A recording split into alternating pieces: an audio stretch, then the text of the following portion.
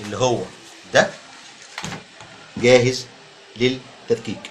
طبعا ادقق باسود، احنا ما فصلناش الخامه السود. سنتي، حوالي سنتي الا ربع، وابتدي افصل الخامه بتاعتي. ده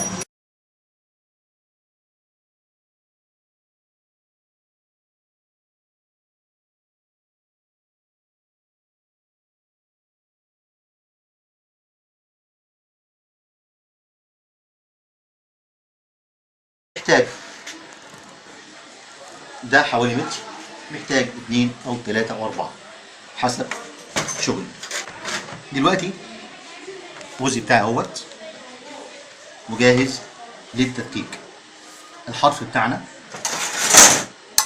اهو، بالمقص اخد زاويه حاده عشان اعرف ادقق وابتدي بالتدقيق.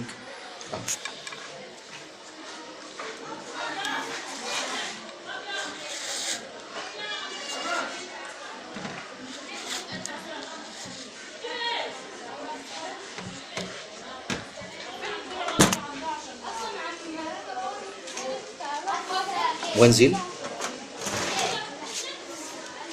الحرف بتاعي اهوت وين تحت.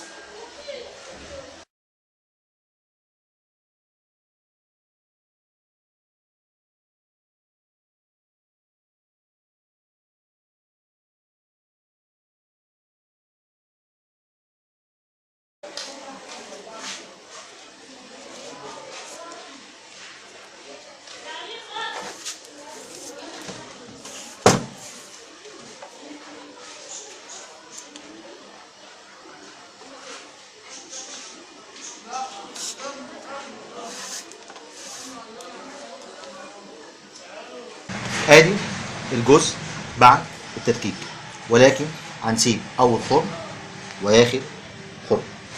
دلوقتي هننزل الجيب ده على الجيب دوت.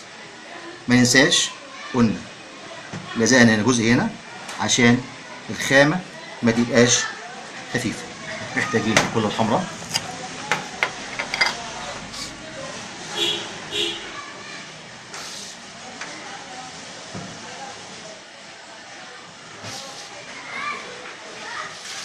الناحيه الثانيه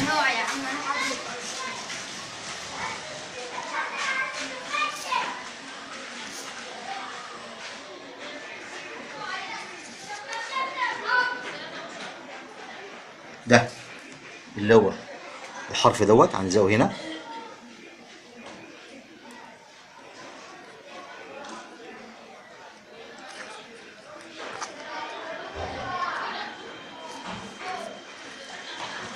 والناحيه الثانيه هنلزقها هنا. نسيب لما ينشف خالص، بعد كده نلزق الجزئين.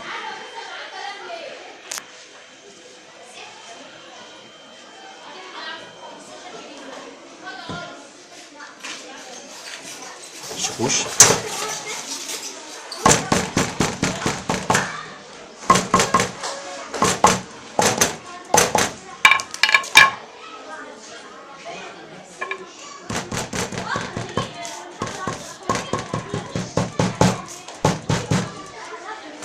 ونفس العلام اللي علمناه في الاول،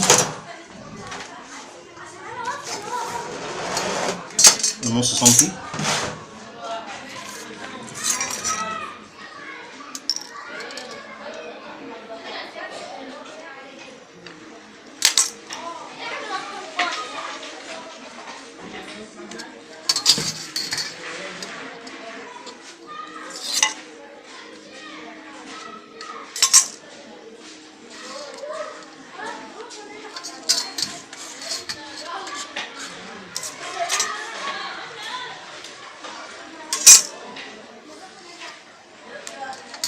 والنص سنتي برضك بتاعنا اللي هنا.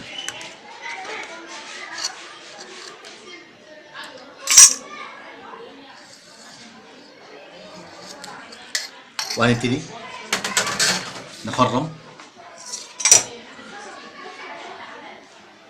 او نبتدي نعلم التخريم اللي احنا عايزينه.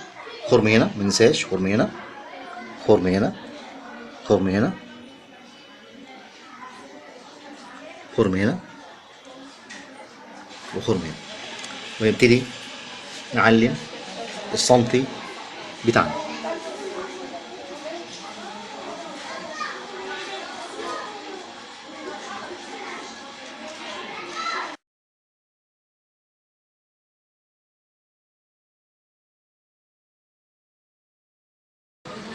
هنبتدي التخريم. طبعا ما ننساش الحرف بتاع الجزء دوت في التخريم هنخرمه.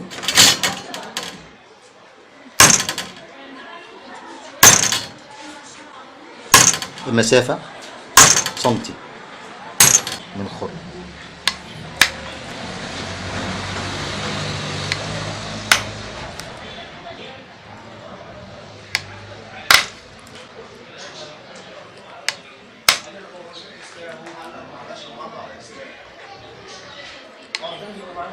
خرمنا المحفظة وأصبحت جاهزة للتدكيك.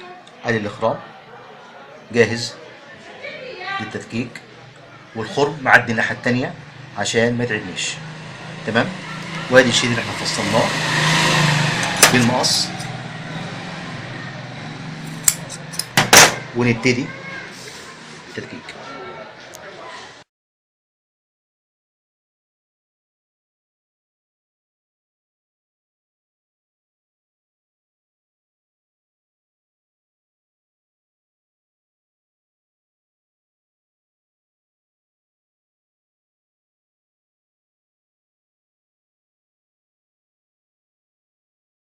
ان شاء الله اللي حد يكلمني على القناة يقول لي انا فعلا عملت محفظة، ابقى سعيد جدا اني اقدر اوصل المعلومة للاخرين. سعادتي كل سعادة ان اوصل معلومتي للاخرين انهم يفهموها وينفذوها. مهم جدا التنفيذ، مهم جدا التنفيذ. وادي المحفظة بعد ما انتهيت منها، ويا رب حد ينفذها ويكلمني على القناة يقول لي انا فعلا نفذت محفظة في البيت بطريقة يدوية. وإلى اللقاء في فكرة جديدة ومعلومة أخرى، والسلام عليكم.